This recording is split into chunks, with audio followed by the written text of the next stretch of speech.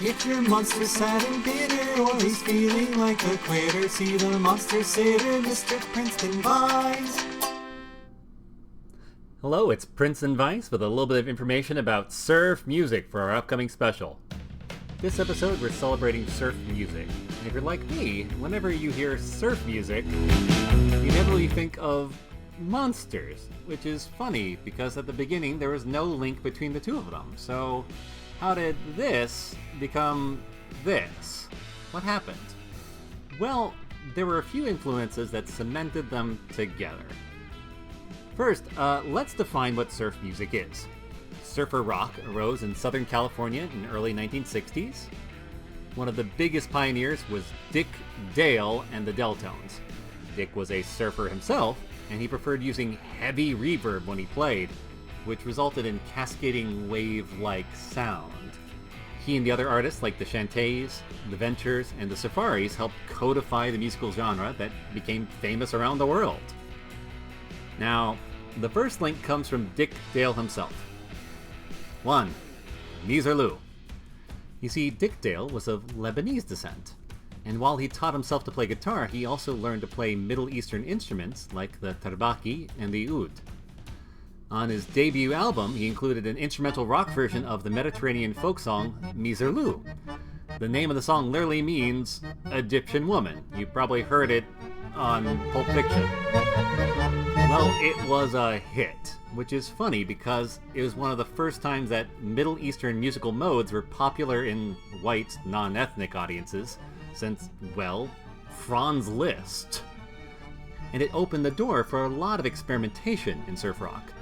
Other influences found a home there too, including Spanish flamenco, the 12-tonal music like the Twilight Zone theme.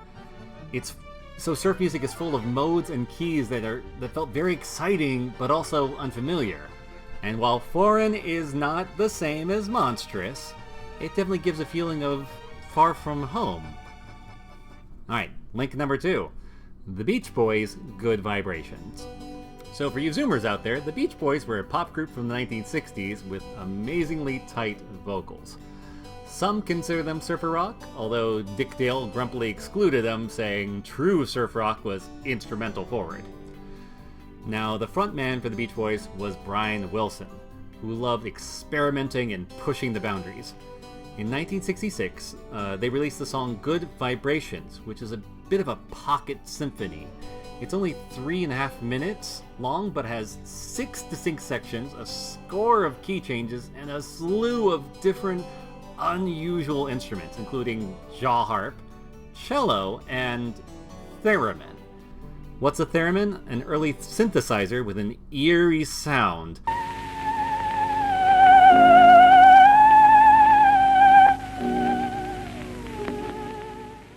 The only place you typically heard it was in sci-fi movies, including The Day the Earth Stood Still and the B-movies of producer Robert Lippert.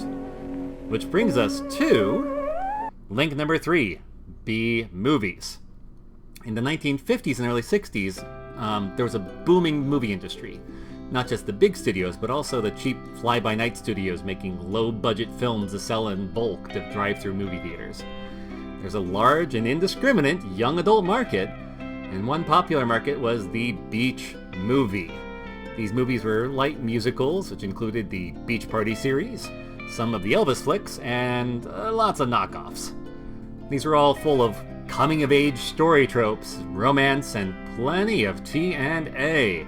And the thing about instrumental surf music is, it makes great background music for your movie. The kids love it, and it's cheap. Why hire an orchestra when you just hire a 3-man garage band?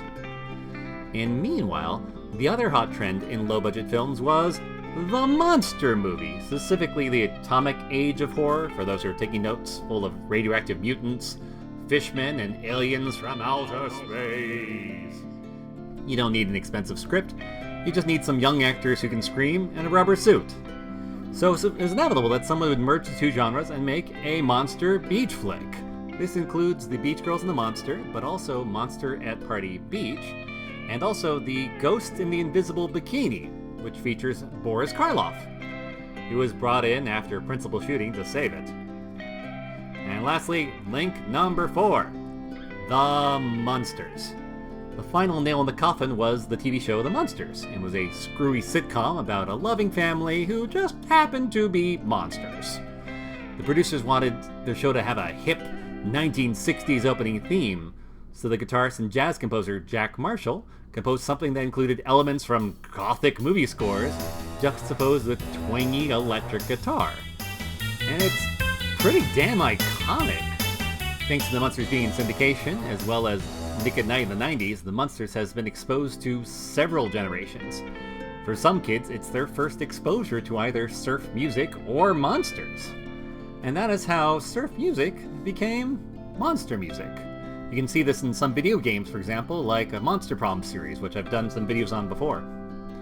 And of course, there's been some further merging after the fact with the influence of psychobilly and gothabilly, but that's a whole nother lecture. Well, I hope I covered all the big points. Did I miss anything? What are your favorite surf songs and artists? Let us know in the comments.